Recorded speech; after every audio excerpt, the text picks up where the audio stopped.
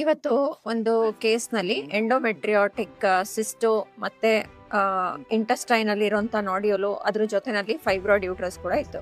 So ಈ ಥರ situations ನಾವು ನೋಡ್ತೀವಿ, ಒಂದು 30% ಎಂಡೋಮೆಟ್ರಿಯಾಸಿಸ್ ಕೇಸಸ್ನಲ್ಲಿ ನೋಡ್ತೀವಿ.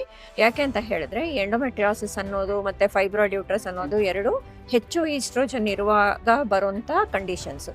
ಸೊ ಹಾಗಾಗಿ ನಾವು ಎಷ್ಟೊಂದು ಸತಿ ಈ ಫೈಬ್ರಾಯ್ಡು, ಅಡಿನೋಮಯೋಸಿಸ್ಸು, ಎಂಡೋಮೆಟ್ರಿಯೋಸಿಸ್ಸು ಎಲ್ಲ ಒಂದೇ ಪೇಷಂಟ್ನಲ್ಲಿ ನೋಡ್ತೀವಿ. ಈ ಪೇಷಂಟ್ಗೆ ಫರ್ಟಿಲಿಟಿ ಇಶ್ಯೂಸ್ ಇದ್ದಿದ್ದರಿಂದ ನಾವು ಫೈಬ್ರಾಯ್ಡ್ಸ್ನ ರಿಮೂವ್ ಮಾಡಿದ್ದೀವಿ. 5 ಫೈಬ್ರಾಯ್ಡ್ಸ್ ಇತ್ತು. ಸೊ ಈ ಫೈಬ್ರಾಯ್ಡ್ಸ್ನ ರಿಮೂವ್ ಮಾಡಿದ್ದೀವಿ. ಮತ್ತು ಈ ಏನೇನು ಎಂಡೋಮೆಟ್ರಿಯಾಸಿಸ್ಸಿಂದ ಏನೇನು ಅಂಗಾಂಗಗಳು ಅಂಟ್ಕೊಂಡಿತ್ತು, ಅಂದರೆ ಈ ಕರಳು ಮತ್ತು ಈ ಓವರೀಸ್ ಎಲ್ಲ ಅಂಟ್ಕೊಂಡಿರೋದನ್ನೆಲ್ಲ ಬಿಡಿಸ್ಬಿಟ್ಟು ಓವರೀಸ್ನಲ್ಲಿ 2 ಸಿಸ್ಟ್ ಇರೋದನ್ನು ಆ 2 ಸಿಸ್ಟ್ ಕೂಡ ನಾವು ತೆಗೆದಿದ್ದೀವಿ. ಇದರಿಂದ ಫರ್ಟಿಲಿಟಿ ಎನ್ಹ್ಯಾನ್ಸ್ ಆಗುತ್ತೆ. ಮತ್ತು ಇದರಿಂದ ಅವರ ಏನು ಟ್ರೀಟ್ಮೆಂಟ್ ಇರುತ್ತೆ ಫರ್ದರ್, IUI ಇರ್ಬೋದು, IVF ಇರ್ಬೋದು, ಅದು ಸಕ್ಸಸ್ಫುಲ್ ಆಗೋ ಚಾನ್ಸಸ್ ಜಾಸ್ತಿ ಇರುತ್ತೆ.